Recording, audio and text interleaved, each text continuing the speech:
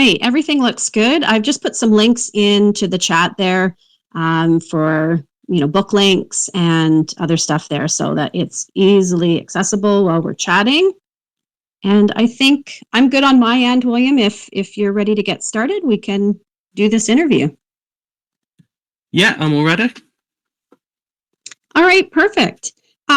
Just kind of a few notes I'd like to share before we get started in case it's anyone's first time being on here. I'm JG or Jen, and I just wanted to welcome William Travers to the space today.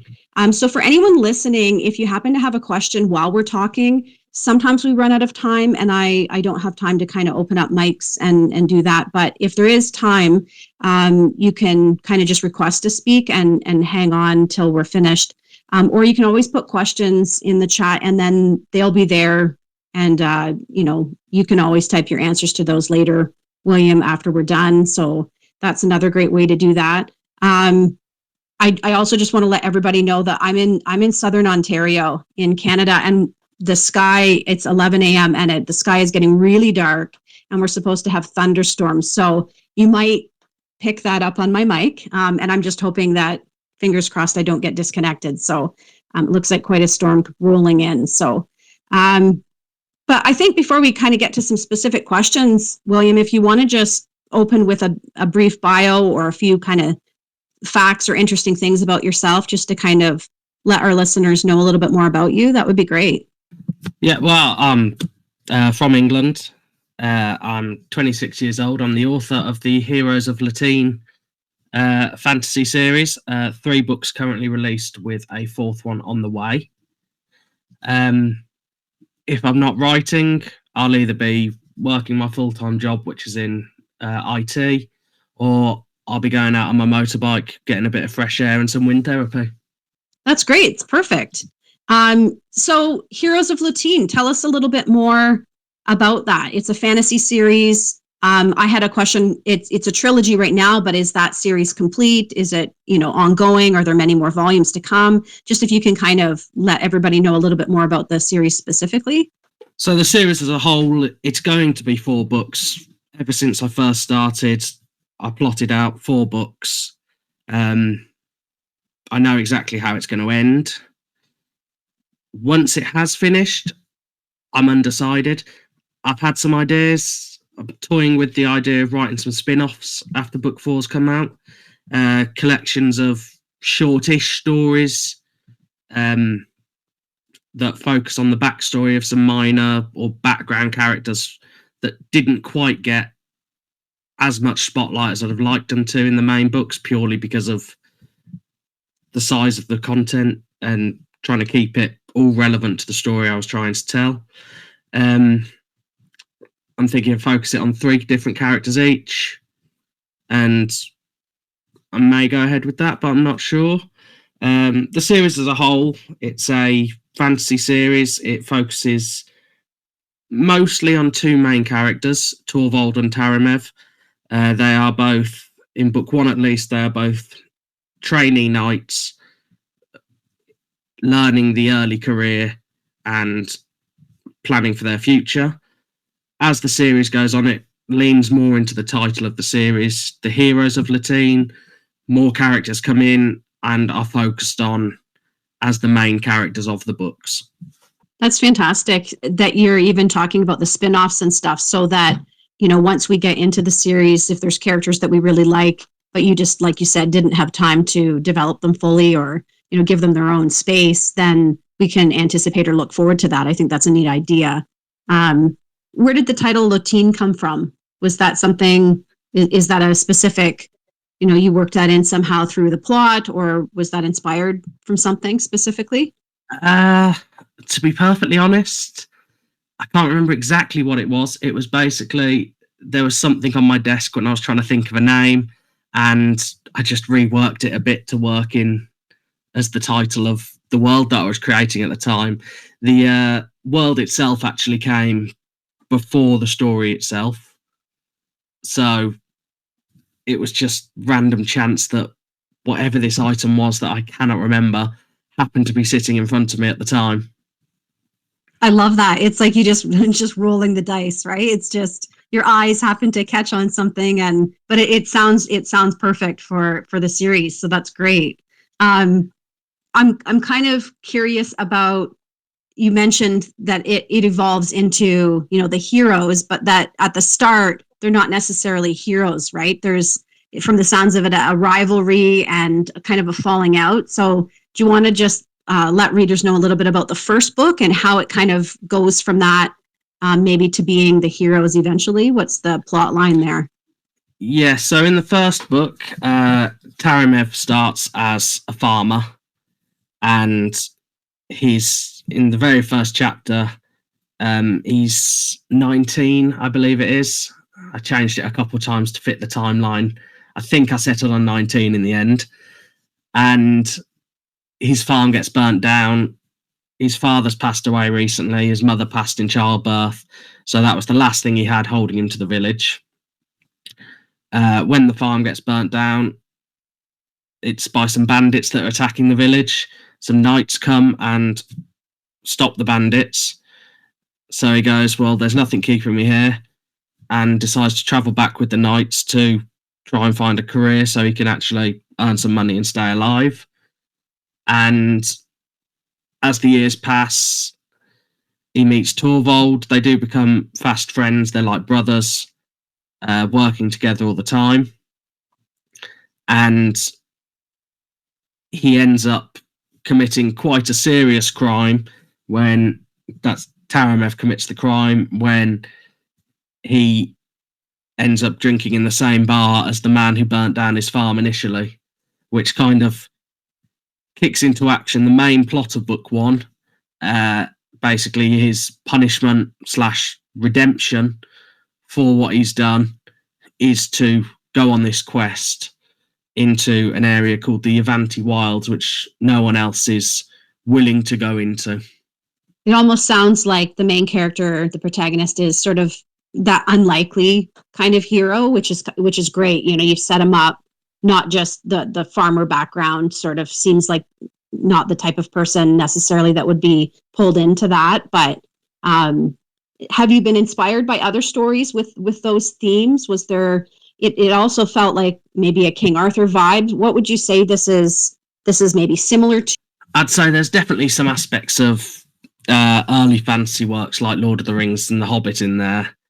One of the works that I think has inspired me the most is actually The Three Musketeers and the story of D'Artagnan.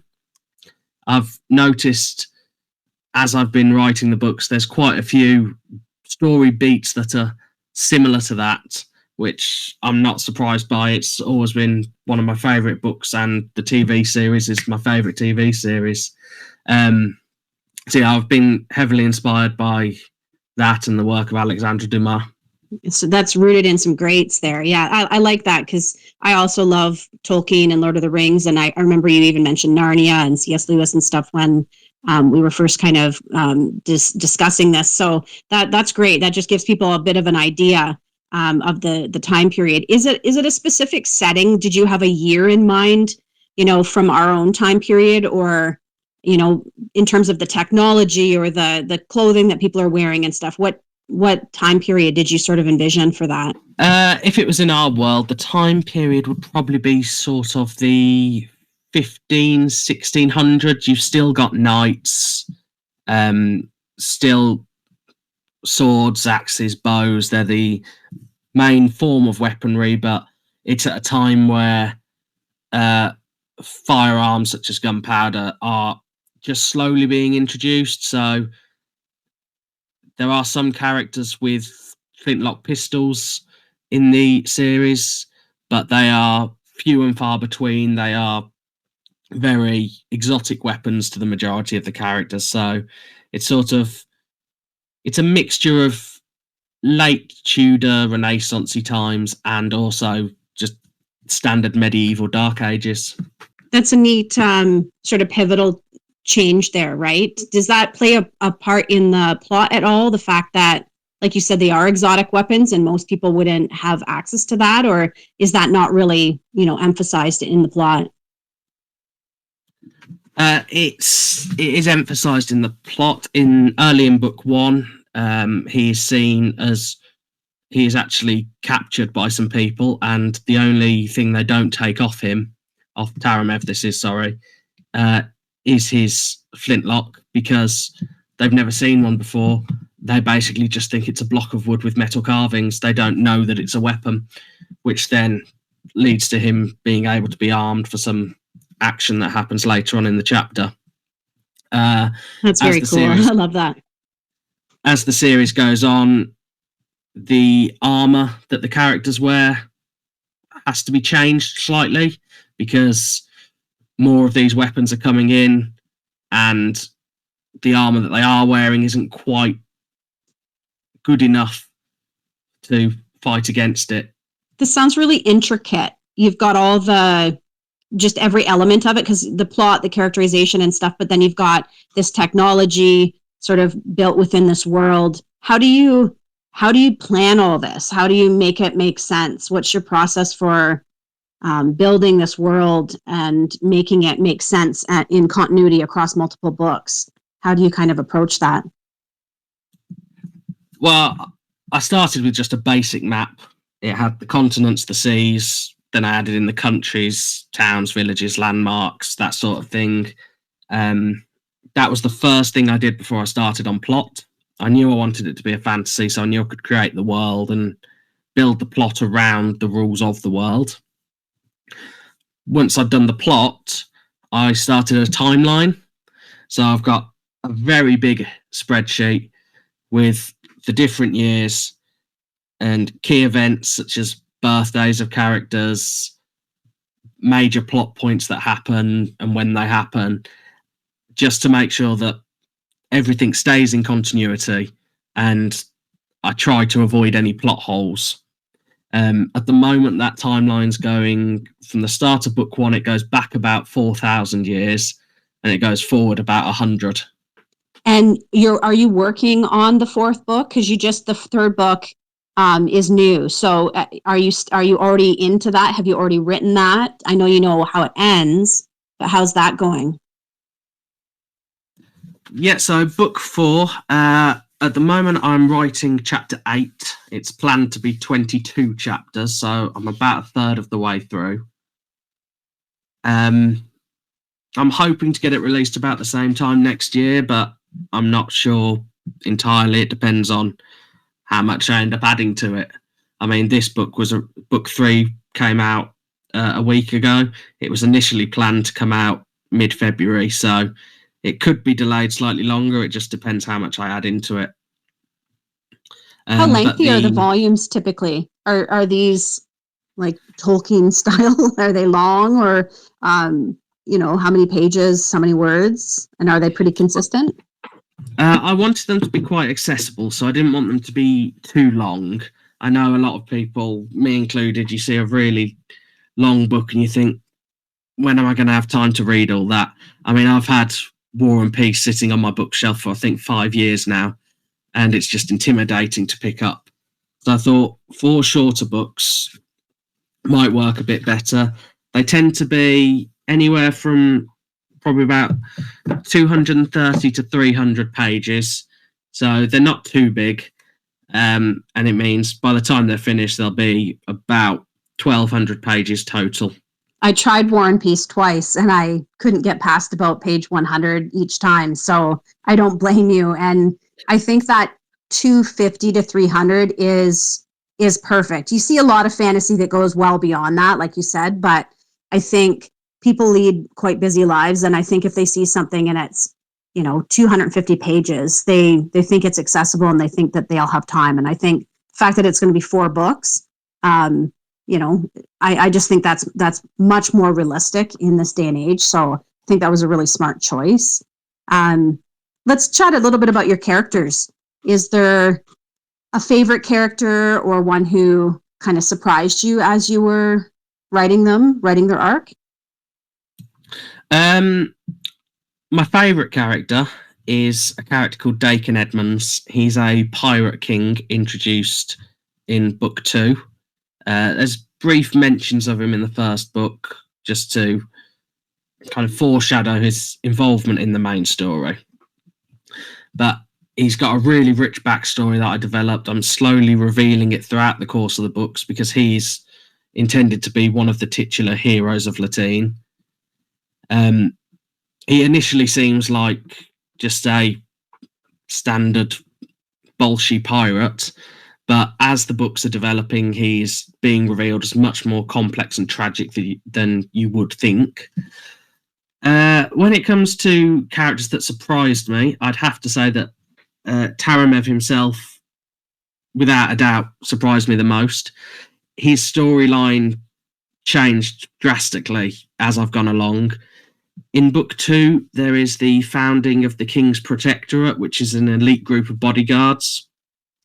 Initially, he was meant to be the founder of that group, but the way I developed his character and the way I wanted his character to develop further, it just didn't fit properly, and basically his entire story changed from there. Does the Pirate King factor into that initial storyline? So since he doesn't come till book 2, you know how you described to us how book 1 starts and how kind of the whole hero journey begins. Would you say that he weaves in with that, or is he one of those characters that you'd want a separate book for? You know, how tightly woven into the whole arc is he? Because he sounds intriguing to me. In book 1, he's basically only mentioned. His second in command features quite heavily in what is called Torvald's trial. It's basically his final task to become a fully fledged knight rather than a trainee. So second in command is acting obviously on the Pirate King's orders, but aside from name, he's not there. You don't get any information about him. The second book, he's a very heavily featured character, but again, his backstory isn't really uncovered until book 3, when there is a chapter that details a fair bit of his backstory, but still leaves enough that I think I will be using him as one of the characters for the spin-offs if I decide to do those in the future. Yeah, because your timeline, everything you described about the medieval setting, it would just be really neat to kind of see what that looked like on the water, and you know, with sort of his side quests or whatever. That would be neat. How do you go about creating the characters and the names and their personalities, and is that something that, you know, it just comes to you, just imagine it and it's already there kind of, or do you have a process for mapping that out so that you kind of feel like you know the characters, or does it just happen through the writing? How is your sort of approach to all of that? I've been playing Dungeons and Dragons for quite a few years, so character creation is something that I've done a lot of. It just tends to come quite naturally, just imagining up names and what they look like, how they act. So I will initially basically treat any new character as a Dungeons and Dragons character. So I'll know the basics of them. I'll then flesh that out as I write the plot, and I keep files of all the characters, their motivations, their history, just to make sure that they are true to themselves as the story goes and they don't act out of character at all. Do your characters ever sort of act out, or do, like you said, do things that you didn't intend? I know when I say this to non-authors, or even some authors where it's rigidly planned, they kind of look at you like you're crazy. But the whole idea of, you know, you want it to start this way and get to this plot point, but is there ever anything where the character just organically within the, you know, the conflicts, the dialogue, does something that you didn't expect, and then you end up having to write chapters that you didn't foresee? Or is that the opposite of your process? For the most part, that's the opposite of how I do it. I'm very, very strict with my planning. If I think a plot point should change, then I'll rework everything so it fits, but I'll always make sure that any new plot points still absolutely represent the character as I've previously represented them. And you're busy. You said that you have a job in, you said, IT, and so how do you fit the writing in? How does somebody, you know, who's busy with life and other expectations and work, what's the process look like? Are you able to sit down every night? Is it a weekend thing? Like, how do you build that time in? Mostly it's evenings and weekends. I keep quite a tight schedule to make sure I can fit in things like obviously work, and I'm also doing a part-time uni course, so I make sure I can fit that in. I make sure I can fit the gym in, time to cook dinner, spend time with friends and family, and I make sure that I've got at least 2 hours a night every week. Sorry, 2 hours every night throughout the week to spend some time, whether not writing specifically, but working on the plans or just thinking up future ideas. And weekends, if I'm not doing anything, I tend to spend most of them writing. I also occasionally, probably every 6 months or so, I like to go away to somewhere in the middle of nowhere, basically, and just hire somewhere small, take 3 or 4 days away, and just spend that time writing in a nice setting. I can relate to so much of what you're describing, down to the Dungeons and Dragons even, and the going to a remote place to write and get inspired. So that's really neat to hear that. Do you find that your family and friends are interested in your writing? Do coworkers ask about it, or do you kind of keep it really separate from your life? Is it something that you share? How have you found that so far?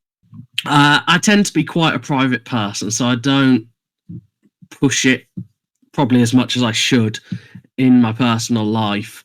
There's a few people who I obviously speak to it about, my close friends and my family. My family's all read the books, and I've got my close friends. They're constantly asking me, when's the next one out? How long till I can read it? Can I have a draft copy in the meantime? But yeah, I don't publicly announce it as much as I should do. So you probably haven't done an in-person event or anything like that at this point. It's just more word of mouth kind of thing at this stage. Yeah, I've never done an event before. I've been thinking about something like Comic-Con, where I know a lot of people would be fans of this sort of thing. Maybe getting a stall there, having a few copies of the books, being able to answer any questions people have, and just talk about the book. But again, it's finding the time with a full-time job and lifestyle.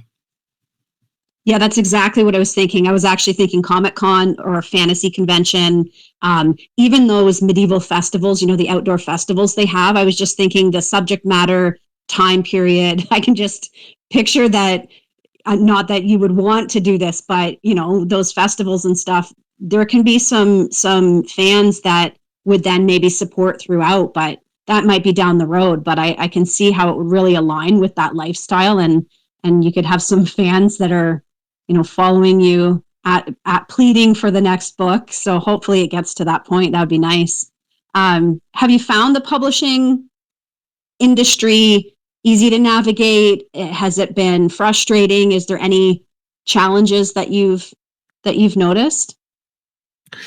Well, I'm self-published through the Amazon self-publishing scheme. I thought when I first came to it, I was looking at approaching publishers, getting an agent, and having it published traditionally. But I weighed up the pros and cons, and I decided I wanted complete control of it. I didn't want any changes to be suggested that I was told we won't publish it unless you do X, Y, Z. So I've not had much to do with the publishing industry, but publishing in general, the main trouble I have is what I've just said. It's advertising. I mean, social media has never really been a big thing for me. I've always been quite a private person. I really struggle to push the books and advocate for them as much as I really should do. I think you're not alone in that. That's probably the number one thing that most authors bring up or mention. From other podcasts I've joined, and just chatting, it's a never-ending uphill kind of road, and it never goes away, because after you publish that book, you've always got that sort of on your plate to either you just ignore it and you don't put it out, but then nobody hears about it, or you have to put the time in somehow. So it can be the greatest frustration, I think, for everybody. So totally not alone in that. Do you have any advice when it comes to just this entire thing, the writing, the publishing, the marketing? If there was somebody out there thinking, I'd love to write a book, what would you say to them? My advice would probably be just start writing. I'm very big on procrastination. I'll put things off, but the longer you procrastinate and put it off and just think about it, the more that could have been written. It doesn't matter if you write something and you don't think it's very good. That's what practicing and that's what drafts are for. Yeah, that's true. It's just a process, right? You have a sale happening right now, so tell us a little bit about that. It sounds like it's a really nice way to get us into the series. Yeah, so to celebrate book 3 being out now for a week, the first 2 books in the series are free on Kindle from today at 8 a.m. British time until Monday at 8 a.m. British time. It'll give you the chance to pick up the ebooks for those first 2 books, get involved in the story, and hopefully enjoy them and pick up book 3. Yeah, I'm in Canada, but I noticed on the .com website, I've got it up here, and basically for a lot of my listeners are American, and so for $4.75, you can't even get a good coffee anymore for that. So you can get 3 books. You can get the whole series as it is right now. I think that's a great way to bring readers in, and like you said, there's a 4th to come, maybe some spin-offs, so that would hook them in. So that's a fantastic idea. And I've put the links in. I hope that people will take advantage. Certainly download the free ones and get started, and then go from there. Is there a future plan for how, like a timeline for that 4th book, or what's your timeline for each of the books? You said that the 3rd was going to be February, but ended up being June. Is that typical for you, that it would be kind of over time that you spend? Are we looking at another year till the 4th, do you think, or what do you think for that? Yeah, typically it takes me about a year to write them. The first one came out February 14th, 2023. The second one was February 14th, 2024. And the third one was June 14th, 2025. So I'm hoping June next year, maybe a bit sooner, because I've already started on it. And I'd already started on it once I'd set the date, which I hadn't done with the other ones. Once I'd set the date for book 3, sorry. However, with it being the final book in this series of 4, it may take me longer. There's going to be a lot of rewrites for this one, I think, just to make sure that I am fully happy with how it's all ended up, and that I can look back on all 4 books and say, yeah, I'm proud of how that's gone 1 to 4. So all I can say for certain is that it will be in 2026. That's incredibly consistent, though. Even though you had some minor delays, that's really consistent. If people are putting out a book a year, that's awesome. Do you feel pressure for that last one? I have an author friend who had also had a series with 4 books, and said that almost led to just a strange feeling for that final one, a bit of pressure, really wanting it to conclude strong, and kind of almost worrying about reader reaction. Do you have that at all? Is there kind of that feeling on your shoulders that there's a weight, or do you just not worry about sort of what the reaction will be? There's a lot of inward pressure. I want to make sure that I'm happy with how it ends, and I will be, like I said, rewriting a lot once book 4 is done, just to make sure that it is the pinnacle of what I'm expecting from myself. I'll be perfectly honest, there's also a little bit of reluctance. I mean, it's been over 5 years now since I started working on the first book, and that's a big chunk of my life to then finish book 4 and not have this series to work on anymore. It's a little bit of a sad feeling. Yeah, like it's a goodbye. You're almost saying goodbye to the characters, but the fact that there's the spin-off possibility keeps that alive, right? And you can basically take that anywhere. That could become another. I've had some people that they do that, and then that becomes a new series, right? So you never know what's going to happen with that Yeah, once you get into those spin-offs, right? Any yeah. thoughts on doing that? There's a lot of content that could come out of this world. It's a question of if I do the spin-offs, if I end up changing them, and instead of them being two books of 3 characters each, if it's a book that focuses on a single character and then I carry on writing for that character. It all depends on, once I actually start writing them, how I feel it goes. Yeah, and how much content like you said there is for, say, one character getting a solo story. But no, it feels like a very visual series. Fantasy often is, but I can picture sort of everything that you're describing, and I think it would make a good. I mean, you can picture this as a TV series or something. Have you thought about any of those aspirations, or what it would look like as a film?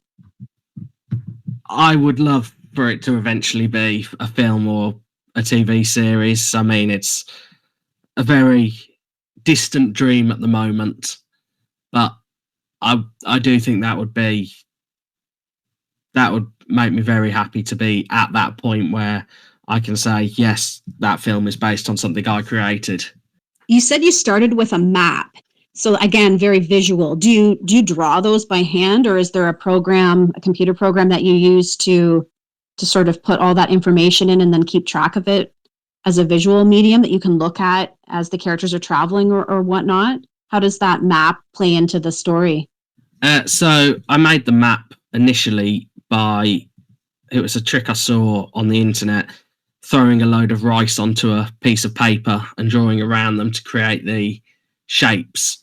I tweaked them a bit to make them look more realistic of continents, scanned that outline into my computer, and from there I just maintain it all through a digital file.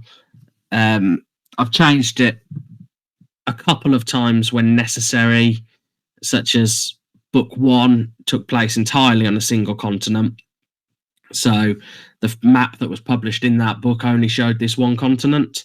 Then when it got to book 2, I realised that continent was too big in scale to the rest of the world. So that got shrunk to make the timeline of book 2 seem more realistic. But yeah, it's all done through my computer now and just very carefully maintained. I think that's got to be the coolest thing that anyone I've interviewed has ever said. Did you say rice, as in like actually the grain? You just toss that on a piece of paper, and where it falls, that's the shape? Did I hear that right? Yeah, it's a trick I saw on a world building forum for Dungeons and Dragons. You just get some paper, throw the rice on it, and sketch around the big bits to form continents. Then any little bits are islands. That's just brilliant. I will definitely use that for a future project. I think that's very neat. Do you have other works in progress or ideas for stories that are completely separate from this? Has there, if you want to share, if you feel comfortable sharing, and maybe you don't, but anything that's sort of removed from this world? I do. I've got 2 ideas at the moment, which I'm playing about with. I've got a few plot ideas, but nothing concrete. There's the idea of a spy thriller, maybe a single book, maybe a series. It depends how much I enjoy working on it. Or a crime drama / romance focused on a motorcycle club. Those are just so divergent from this world. So tell me a bit about how does that work? It's obvious you have really diverse interests, but where would the inspiration come for those? Like a spy thriller, what would that be similar to? Like, are we talking a James Bond type of style, or something else like Jason Bourne, or what would that look like? I think probably a little bit of James Bond. I don't think at this point it's possible to write a spy thriller without James Bond being somewhere in your mind as you're writing it. But the main idea I was having it from is the Alex Rider books by Anthony Horowitz. I used to love them as a kid, and I thought a more grown-up version of them for adults sort of thing. That's very cool. And is there romance? You mentioned crime drama with some romance. Is there romance in the current series? Do you have any of those kind of subgenres in there at all? Yeah, so the current series, there's two main romances focused on. I won't spoil the details of them too much, but there is definitely quite a few elements of romance in there, with two main relationships at the forefront of the books. And when you said you're inspired by Tolkien, I mean, it's hard not to write a medieval book, especially with a journey and a quest, without having some romance. I mean, it lends itself so perfectly. So that's neat to hear. What's been the biggest reader surprise? You said that your family reads them. Have you ever had them say something that they really either liked or kind of were frustrated with that surprised you? Because I know sometimes when you set out to write something and you have this plan in your head, sometimes the reader reaction can be very different. Sometimes they love things that you thought were really minor, or there was a character that was beloved to you that people dislike, and it's sometimes surprising. Have there been any surprises or any interesting comments? Yeah, there's a character introduced in book one as she's quite a main character, but not as main as the others. She's called Abina. She's the queen of a barbarian tribe that Taramed visits. Initially, she was just a sort of a side character for the first book. She was going to come into the second book, but she was going to be killed off in the second book to try and give Taramed some motivation. However, after I mentioned that, it was to my mum I mentioned it, that she was going to be killed off in the second book. She said, don't do that. She's a brilliant character. Keep her for as long as you can. So that was another case of the plot having to change to suit what people thought would be best. That's really interesting. You can't go against mom's advice. Once she said that, that'd be heartbreaking. I'm just thinking my own mom, and she reads my books too. And I think that's funny. They kind of take ownership sometimes of the projects or the characters. And it's really neat to see that connection, since they're fictional, right? But it's neat to see people in your life that, kind of connect in that way. Do you ever give early copies to say your family or friends, or do you have an author group? How does that look like, or is it kind of a big secret until publishing day? My dad, he gets an early copy. He used to be a proofreader by trade, so he gets a copy to proofread it for me. And he also got an early copy of the plot for book 4, because I had 2 different plot ideas with major divergence from chapter 5 onwards, and I thought, I don't know which of these I'm going to want to go with. So I thought, well, he's my proofreader. I gave it to him and said, just read both of these and tell him what you think. But other than that, the earliest copy people will get is they'll get a copy of the final version before it's released. That's great that you have that connection, because I was going to ask about your editing process. It sounds like you have these people in your life already, so you're kind of set up to pass this to them and get either feedback or editing advice.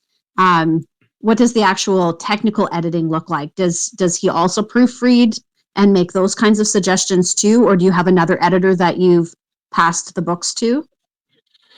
So the editing process for me is quite involved, because when I'm watching TV shows, reading books, I'm very picky with plot holes and things like that. So I really try to avoid it as much as possible. So what happens is I'll finish a book. I won't do any editing or proofreading until the book is finished, because I really struggle to do it on a computer screen. So once I've got a finished book, I'll get a draft copy of it printed, and I will then sit there with a pen going through, making all the changes that I think need to be made. I'll come back, type it up, get another draft copy printed, at which point it goes to my dad for final proofreading and editing. So it sounds like you don't write any of the drafts by hand, but you do all the editing by hand. Am I understanding that? That's kind of what it sounds like. Yeah, the writing's all done on my computer.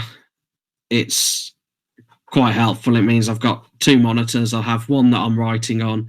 The other one will have the plot of the current chapter, the plot of the overall book, the timeline, and the map open all at once.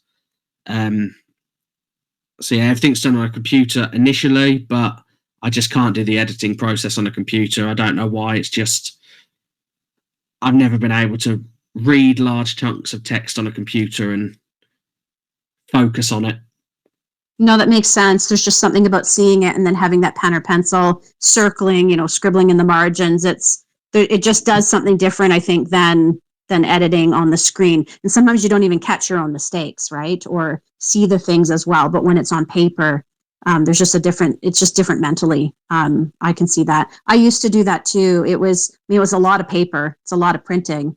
Do you do all that yourself, or do you go to a place and have it printed off for a cheaper fee than using your own toner?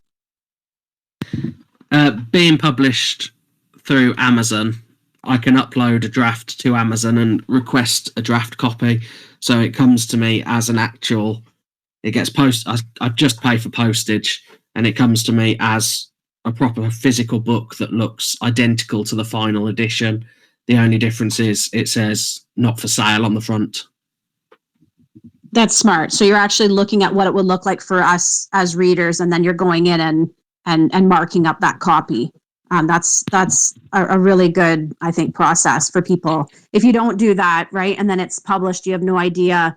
You might see those glaring errors or those mistakes later. Do you do all the formatting yourself then too? Is that something that you take care of, just to like lay it out on the page? Do you do anything fancy with it? Do you have chapter pictures, or is it all just text? There's a couple pictures at the start of the books. There is just the maps that are relevant to the story being told. So book one just has a map of the single country that it takes place in. Book two has the map of that country and the larger continent. Book three has, I believe it's the larger continent and a new continent that they travel to. But yeah, the maps at the front, which I think are a staple of fantasy works at this point, are the only pictures that are in the book. The rest of the formatting is, I don't want to say basic, but just standard book formatting. That's neat. I think any pictures in it are neat, and to include the maps for a fantasy series is appreciated. I think readers love that. It's something that, it has a long tradition in the fantasy, genre. So I think that's wonderful that you do that. I'm curious where, you said that you go to remote areas for these ideas and time away. What would that look like? What's the setting? Would this be some kind of cabin? Or are you, going to a different country when you've had those times away to write? Where do you go? What does that look like? So the last time I went away, it was to a small village in the Cotswolds. When I say small, there was literally 3 roads, a pub and a shop. And it was a small annex in one of the village houses that I stayed in. And I just spent 4 days there and did nothing but write while I was there. The time before that, I went to a caravan in Devon for a week. Spent some time there with my grandparents, who also came down, and then spent the rest of the time just editing book. I think it was book 2 at the time. I can't quite remember. It's been 20 years since I've been there, but both of those locations I visited, Cotswolds, it's so beautiful. I can see why you'd be inspired. It's with those narrow little roads, but all of the beautiful, a lot of the houses just looked, old but well kept up, and just the beautiful flowers and nature, and it's lovely. And then Devon, there's some amazing countryside there, and I actually have relatives that my mom communicates with through her father's line, and it's also beautiful. So great choices. Have you ever thought about going to a different country, in the future? Is there a place you haven't visited that you'd love to go? I'll be perfectly honest, I'm not very big on travel. It's mainly I don't like flying. I try and stay places that I can either drive to or go to on my motorbike. One place I do like to go to, but I've never been there to write, is the south of France. I've been there pretty much every year for the past 20 years, and walking around some of the towns down there, I'll walk around and think, this looks exactly how I've envisioned towns from within the series. So it would be nice to take a ride down there for a week or so and do some writing. You're fortunate in England. You have such beautiful spots, and like you said, if you're getting the inspiration for the book close to where you live, then you can avoid sitting in an airport for hours. So I don't blame you. I think I'm very similar to that. I do love to travel, and I've been to some beautiful places. But there's nothing like home, or just finding a remote place that's not too far, that you only have to maybe go a couple hours and get that same feeling, that same inspiration. When you're in these places, are they, like you said, the Cotswolds? Do people know why you're there, or are you just kind of in your room the whole time, and you're not really sharing that you're a writer and that you're there for that? Is it private, like when you were with your grandparents? Do they know why you're there and that you're working on these projects, or is this sort of a secretive thing? It's not necessarily secretive. I don't specifically avoid telling anyone. I just don't tend to mention it unless it comes up. If they ask me why I'm there, I'll tell them, but I don't go out of my way to say I'm here to write. So many of us are like that. It's not that we're not proud of it, but I don't know. I don't know. I think it feels to me like a lot of authors are like that. So there must be something to that, right? Maybe we're just protective of it, or I don't know that we're necessarily shy or introverted, but it's a lot of us feel that way, where we kind of we're just writing. We're writing. And it's not that we need to, celebrate that or share that. But then that gets into the whole marketing aspect, right? The challenge can be sometimes, how do you push yourself out of that in order to get that word out? So that can be a challenge that a lot of us kind of, experience, because it takes a different personality, right? Than the quiet writer or plotter, planner. So it's an interesting challenge, I think. But it sounds like the fact that you've got one book a year kind of pace going, it sounds like you're overcoming a lot of that. And I think, we've shared a lot with the listeners today. I think it's fantastic. Are there any final things? We have just a few minutes left. Is there some final things that you want to share before we wrap up today? Yeah, there's nothing majorly specific I'd like to bring up now. Just if you're a fan of fantasy or just a fan of reading in general, please have a read of the books. I just wrote them so that people could enjoy them and have a bit of escapism from time to time. It sounds exactly what that is, right? A nice journey, and something that we can look forward to. And just if anybody joined us late, the first 2 books are free right now. So I've got the links in the chat there. Please support William and download those. And hopefully the most recent book, it's a brand new one, the third there. So in the States, for under $5, you can get 3 brand new fantasy books. And I think that's quite a steal for the all that you've packed into them. And I think that's a wonderful thing that you're doing to kind of hook people. So it's been great getting to know you. I'm going to definitely download the books, and I hope other people take advantage of that too. So if you don't have any other comments or questions, I'll wrap this up. But again, thanks for everybody for listening, and I really appreciated this opportunity to chat. Yeah, thank you very much. Thank you for your time. And I will edit this all together, and I'll be posting that link as well, and I'll share it with you when it's ready. So yeah, have a great rest of your day. Thank you very much. You too. And thank you to everyone who's listening as well. Yes, have a good one. Bye now. Take care. Bye.